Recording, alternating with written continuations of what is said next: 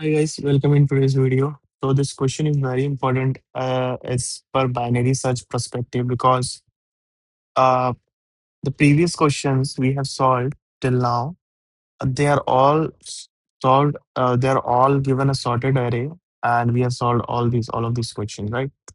Now the question was, can binary search be applied on unsorted array? So this is the question where we will find out our answer. So the question is, given unsorted array of length n and they are distinct elements. So we have to return any local minima. Okay, so we have to return a local minima. And what is local minima? An element if it is less than its neighbors. So they are local minima. So it should be less than their neighbors. So what is the neighbor of 8? Neighbor of 8 is 9. Okay, but 8 is not less than 9. 8 is not less than 9. So this is not a local minima. Again, 9 is neighbor of 9 is 8 and 6. Okay. But this is not the lower value of his neighbor, of its neighbors. Okay. So this is also not the uh, local minima. As per 6, 6 is less than its neighbor on the left neighbor, but it is greater than to the right neighbor. So this is also not a local minima. If you look at this point, this is a local minima. Okay, so this is a local minimum because this is less than both of its neighbors. Okay, now moving ahead, 5 is greater than its neighbor, so this is not a local minima. Okay, 3 is greater than 5. Sorry, 3 is less than 5, but greater than 2, so this is also not local minima. Now you can see this 2. 2 is a local minima because it is less than both of its neighbors. Okay, 2 is also a local minima. And if we talk about 6, 6 is not a local minima because it is greater than 2. And this is the local minima because this is less than 6. Okay, this is less than its neighbor. So these three are the local minima, but we have to return any of this. Any of this. Okay, return any local minima. The question says any local minima. Whatever we find on during our question, we will return that and we will come out of the loop. Okay, so that's the ask. Now, what is the approach? The approach is you will always have the brute force, right? The brute force. What brute force is saying? Iterate every element and check if a of m middle element or if a of I. Let's say if we are using the brute force, then we are iterating for 0 to n minus 1.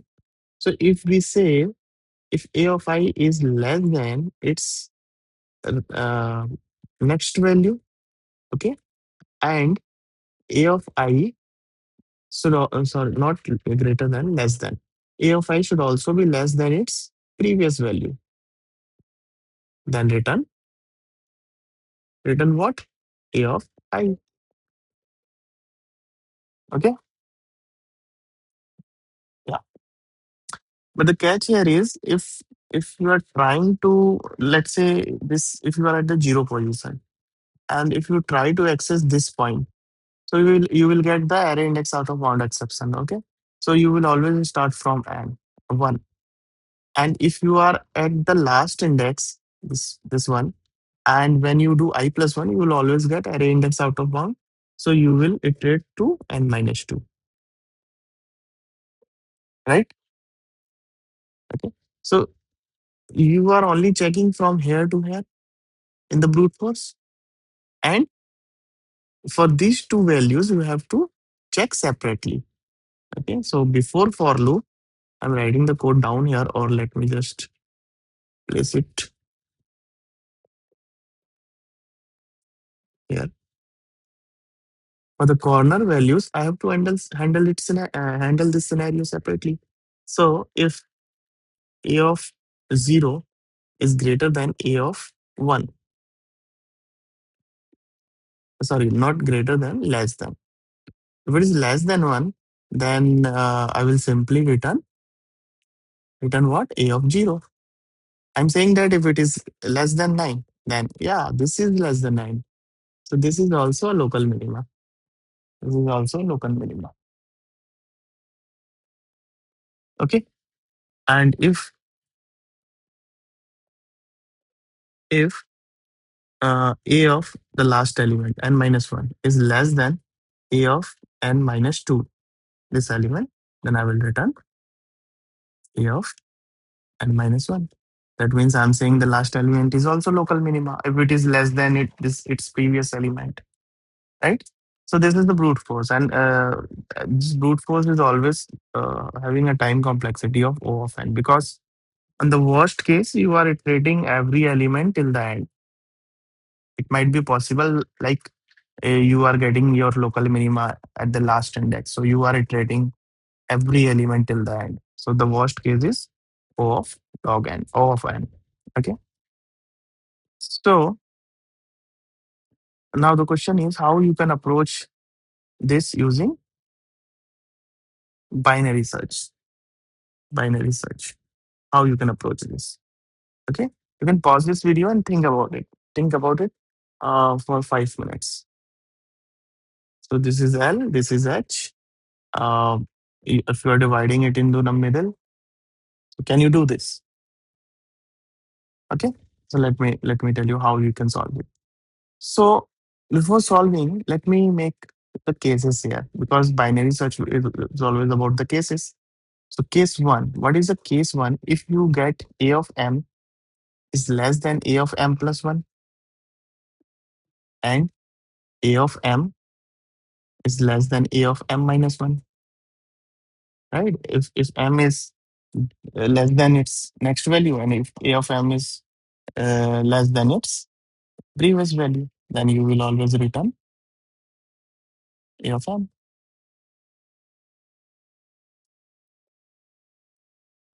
Okay. Now what is case two? Case two. Let's say, let's suppose if you are here, if you are here, or let's say if you are here. Okay. I'm assuming right now. So let's say if you are here. So what we find out? We find out A of m is greater than, or let's say you are here, not just, randomly put middle. Just think you are here, the middle element is here, and your middle element is greater than the next element. So if it is greater than the next element, then you can say that this element, this middle element, can never be a local minima because it is greater. Okay. Now let's suppose, let me write down a graph for you. This is your m point, right? And if it is greater than your this point, m plus 1, okay, because this value is greater, and your m should be, um, it could be anything. It could be greater, it could be small, no matter. But right now I'm talking about the next value. So if your m is greater and if your m plus 1 is smaller, so what you can think of it, your local minima can be found on the right side. How? The question is how you can find this your local minima on the right side, local minima on the right side. Suppose your m is 5. Okay, right now your m is 5 and your m plus 1 is 3.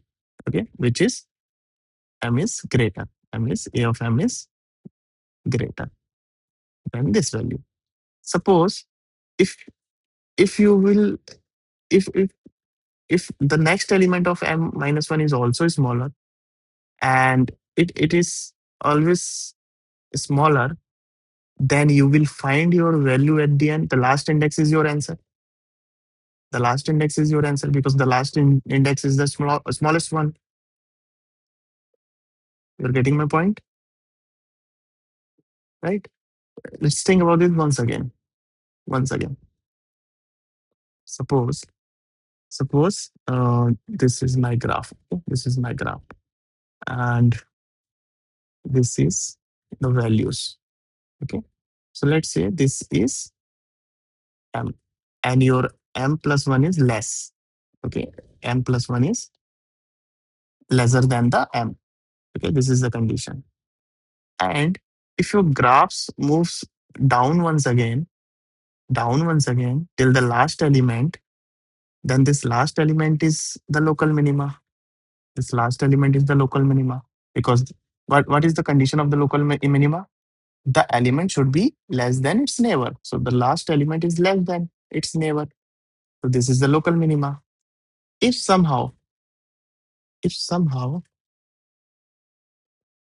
if somehow you will find any element greater than this element, so this element is the local minima,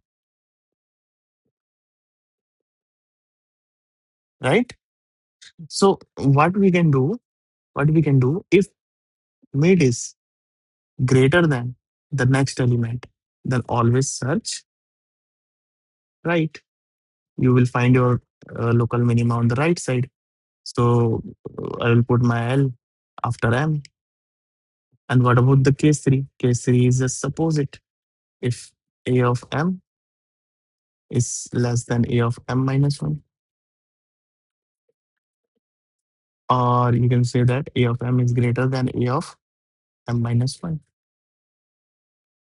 Okay. So let me create a graph once again.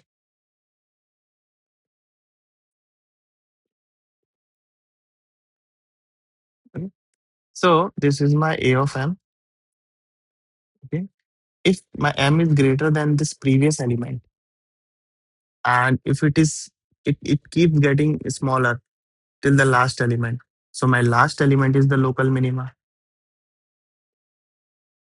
So my last index is lower than its previous index, its next index. So my last index is the local minima. And somehow, if somehow in the middle, if it is increased, then this point is the local minima, and this is handled by case one, right? So if my A of M is greater than the previous element, then I will always have to search left. So I'll move my M H to the I'll move my I value before M. That's it. Okay. Now let me write a before writing a pseudocode. Let me just try run. This is L. This is H. This is M. This is case. Search space and update. What the update we are going to do? Update. Okay. So my L is 0. H is 8. L is 0. H is 8. So what is my M? My M is 4. So this is my M for the first time. What is case 1? Case 1. Uh, is it local minima? If we apply case 1 here, so is it local minima? Case 1 is not applied. Okay, because this element is not less than this element. What is case 2? Let's apply the case 2. What is case 2 is saying? Case 2 is saying if A of M is greater than A of M plus 1. Is it true? This is greater than this. Is it true? Yes, it is true. Then we have to search right. And if we search right, then what we will do? We will move my L after M. So my L will become 5. So L will 5, H remains the same. My mid value is 6. Now this is the mid value now. Okay, let's apply. Let's apply the case 1. What is case 1? Case 1 is saying if it is less than this value, yes. It is less than this value, yes. If it is this case, then I will not look anywhere. I will simply return A of M. That's it. Okay. Let me write a pseudocode. There's one more update we need to do while writing the pseudocode. I'll let you know. So L is 0, H is M minus 1, while Yeah, L is less than equals to H. Mid value is L plus H divided by 2. And if my first case, what was the condition? A of M is greater than, sorry, not greater than, less than A of M plus 1. And A of M should also be less than A of M minus 1. I will simply return answer. Else if A of M is greater than A of M minus 1. If this is the case, if case 2 is there, A of M is greater than, then we have to search right. And I will update my M plus 1. Else if A of M is less than A of M minus 1, M, not M minus 1, this is M plus 1. And this is M minus 1. If it is greater than M minus 1, so then I will search on the left side. That's it. I will simply return mm, minus 1, and this will be closed. Okay. Now, I hope this you understand this, what I'm doing here. I've already talked in the cases what I'm doing here. But the update we need to do is, if check this condition, if you try to access this element, you will always get index out of bound exception, right? Uh, what happens if A of M is the last element? What happens if you reach as the last element? Okay, you will get an array index out of bound exception. And what happens if you reach at the first element? Then you will always get index out of bound exception with this condition. Okay, so I will not start. I will not start my L with 0. I will start my L with 1, and I will start my H with n minus 2. Okay, and I have to handle the corner cases separately. So if A of 0 is less than A of 1, then return A of 0. And if A of n minus 1 is less than A of n minus 2, I will return A of n minus 1. Okay, I'll define n here, n is equals to A dot length. So this is the code. And this is the int local minimum. Okay, this is n.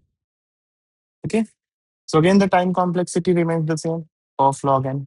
We have reduced from O of n from linear search to the O of log n. So this is the code of finding the local minima. Okay, so I hope you are getting this. If you feel any issue, if you feel any doubt, uh, please comment in this video. I'll give you the detailed solution on that doubt. Okay. Okay. That's it from my side. Thank you so much for watching this video. Bye bye.